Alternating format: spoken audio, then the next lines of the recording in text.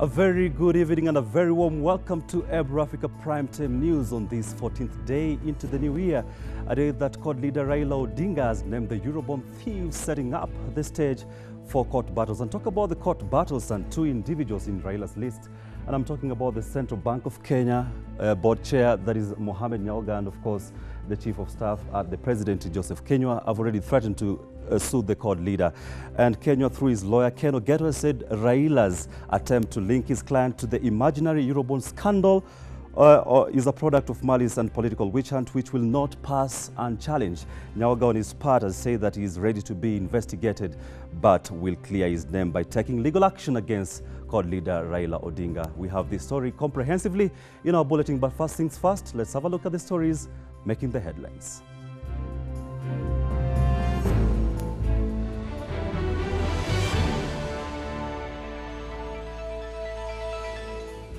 Court leader Raila Odinga triggers legal suits after naming people he believes are behind Eurobond scandal. We thought that it's important to start the year by sharing our plan. IEBC announces its 45 billion shillings roadmap to the next general elections. And the board intends to appeal to the Supreme Court. 8 magistrates sacked after being found unfit to serve in the judiciary. And new driving and testing curriculum to be released in March to tame rising road carnage.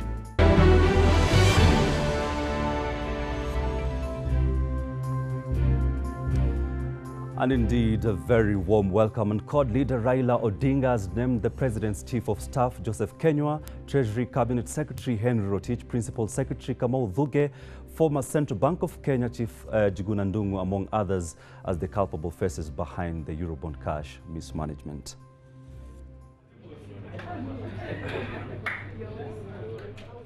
Opposition leader Raila Odinga made good his threat of naming the Eurobond saga suspects just a week after the Ethics and Anti-Corruption Commission recommended the closure of the Eurobond file. The former Prime Minister finally released 8 names of individuals he claims are connected to the alleged loss of over 100 billion shillings Eurobond fund.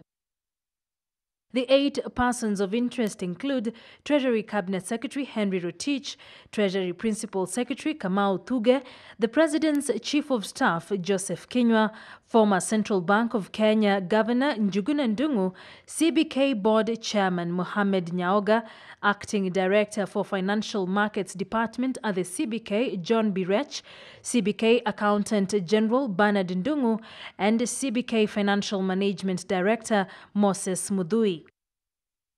The Eurobond saga has exposed a shocking lack of capacity in accounting and financial management at the National Treasury.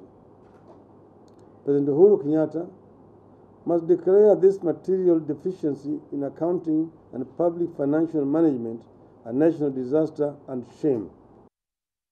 The 8 were mentioned after what the court leader termed as a thorough analysis on the trail of the Eurobond proceeds from the word go that saw the opposition hire the services of a financial expert. We hired a consultant to help us with this particular matter, and we have worked with a number of highly qualified, highly intelligent experts in this matter. So what we are going to present to you here is a product of very thorough investigations. Raila is now demanding that the 8 resign from their respective positions in government, be arraigned in court, and an international forensic firm be appointed to investigate the Eurobond transactions. We demand that the top National Treasury officials, namely the Cabinet Secretary, Mr. Henry Rotich, Principal Secretary, Dr. Kamau Thuge, and the Accountant General, Mr. Bernard Ndung'u, resign immediately and be arraigned in court for committing the following acts or omissions: undermining the Constitution by refusing to deposit the Eurobond proceeds immediately and in full into the consolidated fund. 2, concocting documents to cover up a massive loss of public funds. 3, deliberately misleading the Public Accounts Committee and taxpayers that the Eurobond proceeds were paid in full into the consolidated fund. The opposition leader has also demanded that JP Morgan and the Federal Reserve Bank of New York provide information on the Eurobond, which they are largely mentioned in, lest they find themselves implicated. We demand that the Federal Reserve Bank of New York explains the veracity of the SWIFT transfer document posted on the National Treasury's website, stating that a sum of $999 million from the Eurobond proceeds was deposited in an account with the bank on 8th September 2014. The Federal Reserve Bank of New York should give a full account of where the Eurobond proceeds went after they were deposited in that account. And in a quick rejoinder, current CBK board chairman Mohamed Nyaoga, also mentioned in the list of 8, denied any involvement in the Eurobond saga, terming Raila's statement as cheap and constituting reckless impunity. In a statement sent to newsrooms, Nyaoga said, and I quote, "It is a serious affront on my character and professional reputation which I have built for over 30 years. The people making these allegations appear to have other intentions other than the truth. I am willing to be investigated even if it means walking to the offices of investigation agencies. However, to clear my name, I will take legal action against the makers of the statement soon." End of quote. This even as the EACC on Friday last week said it found no evidence that part of the Eurobond money was stolen by government officials. While presenting the DPP with their findings into claims of mismanagement of the country's first ever sovereign bond, the anti-corruption body said no government officer was found culpable in the mismanagement claims. The National Assembly Public Accounts Committee is set to receive audit reports on alleged misappropriation of Eurobond on the 18th of this month. Auditor General Edward Ouko is expected to submit the forensic audit, which is part of the 2014-2015 financial year audit report workload. And indeed, this development forms the basis of our viewpoint question, where we are asking you, do you believe Raila Odinga's list of Eurobond masterminds? Do you believe Raila Odinga's list of Eurobond masterminds? You can engage with us through our SMS line, which is 21292, or of course on our social accounts, which is Ebru Africa News or at G_Okachi.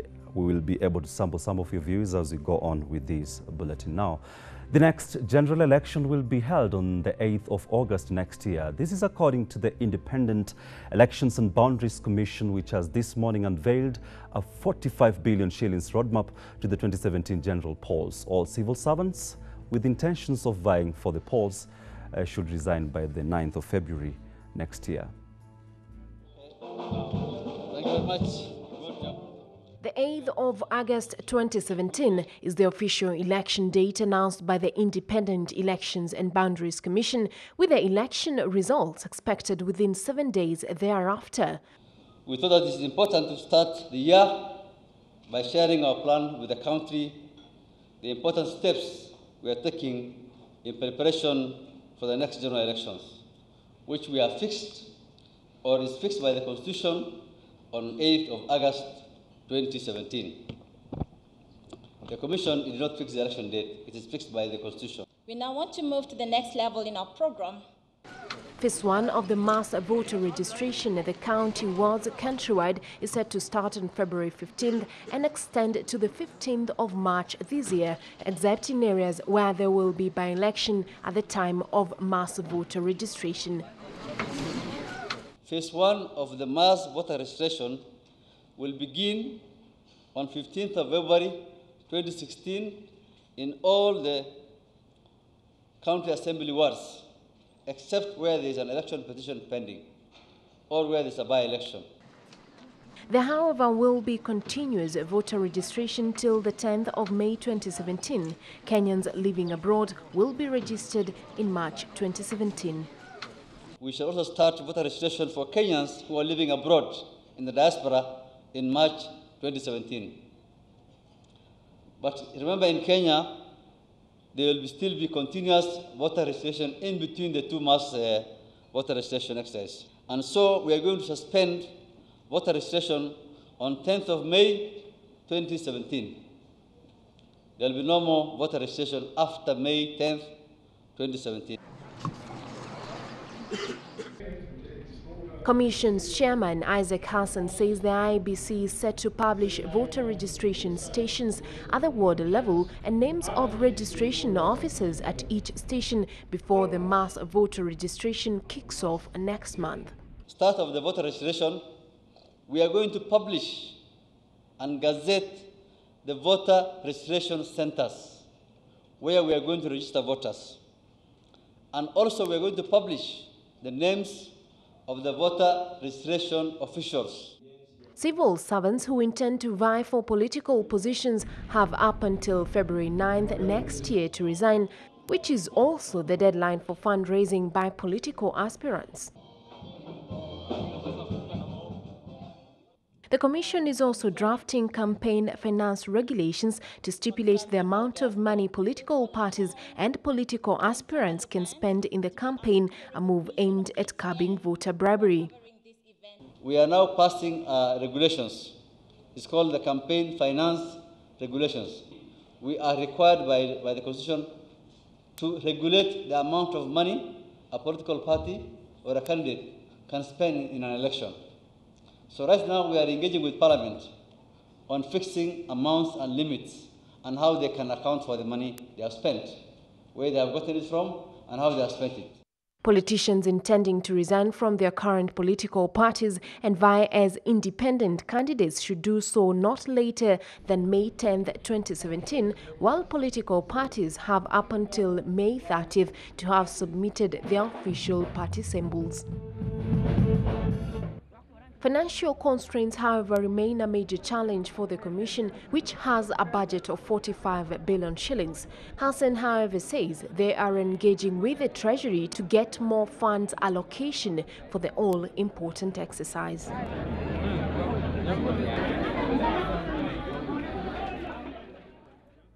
Now, moving on, controversial High Court Judge Nicholas Ombija is not off the hook yet. The Judges and Magistrates Vetting Board has now filed a notice of appeal to the Supreme Court following its ruling that termed fresh vetting on Ombija as illegal and invalid. The board wants the appeal heard promptly before they can make a determination of his suitability to hold office. At the same time, 8 magistrates have been found unfit to serve in the judiciary.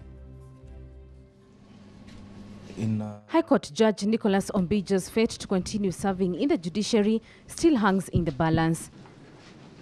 Barely a month after the High Court ruled out it was illegal for the Judges and Magistrates Board to hold fresh vetting on the judges' suitability, the board now seeks to challenge this decision by filing a notice of appeal. The board is strongly of the view that the Court of Appeal erred, and the board intends to appeal to the Supreme Court to set aside that ruling and has filed a notice of appeal to the Supreme Court. We shall update you of the outcome once the appeal is heard. The board hopes that the appeal will be heard before the board's term expires and is able to act in compliance of however the Supreme Court may decide. Speaking at a press briefing, the board's chairman Sharad Rao further raised concerns of corruption, financial irregularities and unprofessional conduct by judicial officers. It's with the same tone that he declared 8 magistrates unfit to hold office. Honorable Timothy Odwor Okello. A complaint herein alleged that in a Bomet senior residence magistrate civil case, the magistrate irregularly ordered the release of money deposited by the complainant as security pending appeal. A judicial officer who cannot manage his finances is easily compromised. The magistrate displays a lack of awareness of how and why such conduct is unbecoming of a person of his stature. And therefore, in terms of Section 23(1) of the 6th Schedule to the Constitution and Sections 13, 18, and 21 of the Vetting of Judges and Magistrates Act, the board determines that the Honorable Timothy Odwor Okello is not suitable to continue serving as a magistrate. working tirelessly to wind up its activities before its term expires on 31st March 2016, the body is now calling for an independent complaints commission to be set up in order to deal with complaints raised by all judges and magistrates, including those already vetted. I said we have one judge remaining. Whether we will vet him depends very much on what the Supreme Court decides. That is Justice Umbija. But otherwise, we have now gone through all the judges and all the magistrates. What we are now doing is to hear the reviews. So all those found unsuitable, who we had found unsuitable before, they have filed the reviews, applications for reviews, which we are now sort of dealing with. And those that we found unsuitable today will obviously file their applications for review, which we will be able to hear and determine within the time that we have been allowed. Out of the 36 vetted magistrates, 28 among them were found suitable to continue serving in the judiciary. Now moving on, the National Transport and Safety Authority (NTSA) will roll out the new driving and testing curriculum soon. The curriculum replaces the old one that has been used since the country got independence from the colonialists, with an aim of reducing road fatalities. Since Kenya got its independence from the British colonial rule in 1963, the transport sector has undergone a lot of changes and developments, but the driving and testing curriculum has never been changed. And now the National Transport and Safety Authority (NTSA) will roll out a new curriculum by 31st March this year. The new driver's training manual will be in line with the current transport sector needs and with the aim of reducing road fatalities. But this document actually is overdue, it's long overdue, and needed to be changed. We also need to align the curriculum to address the challenges that we are currently facing. If you look at even the classification of drivers, we don't have a class for a professional driver in this country. We want to introduce a professional driver. According to a report released by NTSA, cases of road fatalities caused by public service vehicles have decreased from 42% in 2014 to 20% last year, while those caused by private vehicles have increased from 15% in 2014 to 35% last year. Fatalities caused by boda stand at 18%. The number of road fatalities countrywide has increased by 5.2% from 2,907 cases in 2014 to 3,057 cases in 2015. Fatalities per 10,000 vehicles in 2015 dropped to 12.34 in 2015. But despite these facts, the absolute fatalities in 2020 showed an increase in fatalities, but there's still a long way. And despite the declining fatalities that we can see even in these figures, there's still a lot more that needs to be done, because those numbers are still very, very high, and we have to do everything that it takes to reverse that trend. Nairobi County has recorded the highest number of road fatalities, which is 668 deaths, many of them pedestrians.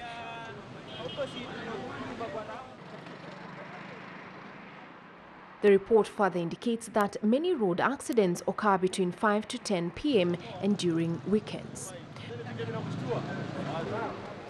The most affected age group in terms of fatalities was between 20 to 44 years, with the peak age being 30 to 34 years. NTSA has proposed that the government should set aside more funds for road safety programs. The authority is also planning to engage county governments through county transport and safety committee platforms. Now moving on, Nairobi City County government has set aside 28 billion shillings to be used to build a plant for electricity generation and waste recycling plant in the Field Dandora dump site. Governor Ivan Skidero has affirmed that the documentation process for the project is underway.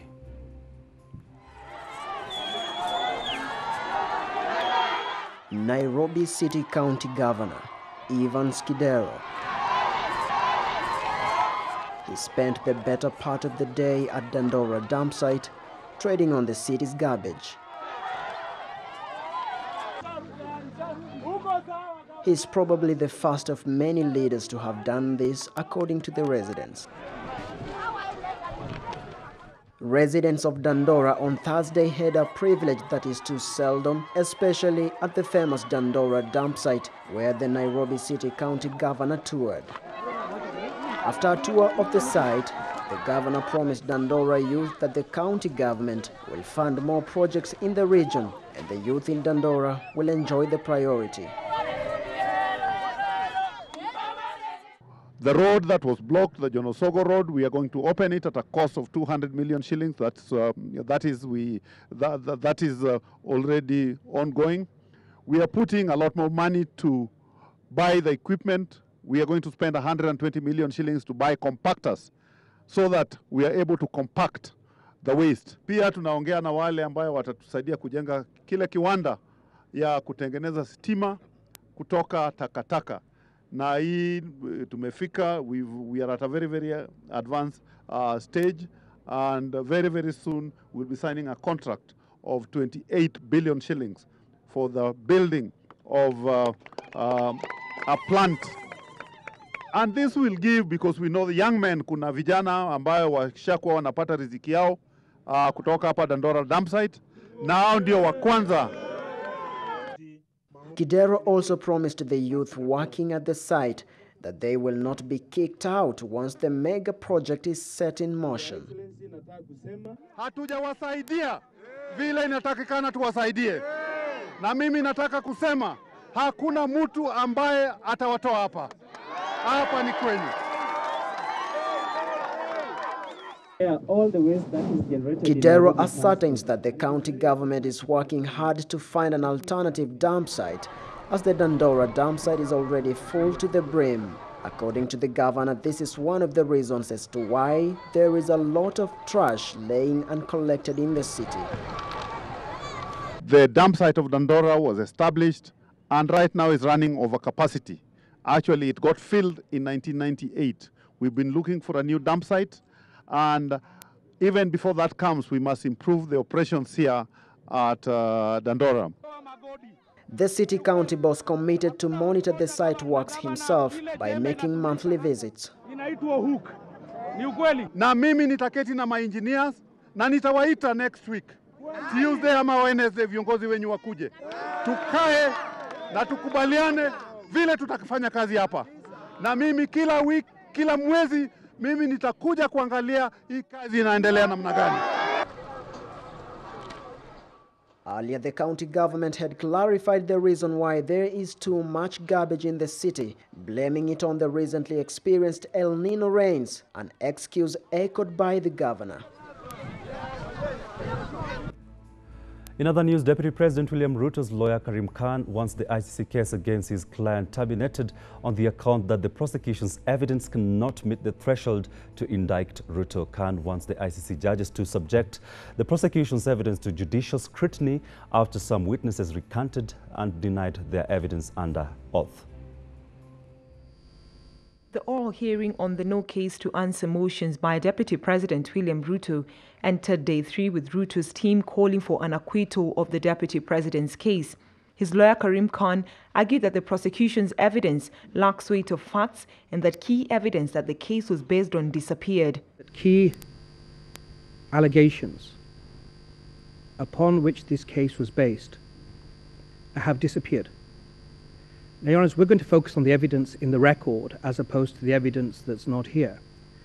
But the fact that no planning meeting, no incident upon which the prosecution relied at confirmation has made its way through to evidence before Your Honours. Khan now wants the pretrial chamber judges, led by presiding Judge Sheila Eboy Osuji, to also subject the prosecution's evidence to judicial scrutiny after some witnesses recanted and denied their evidence under oath. Key witnesses withdrew and one witness failed to come before the court. That when a case is completely broken down,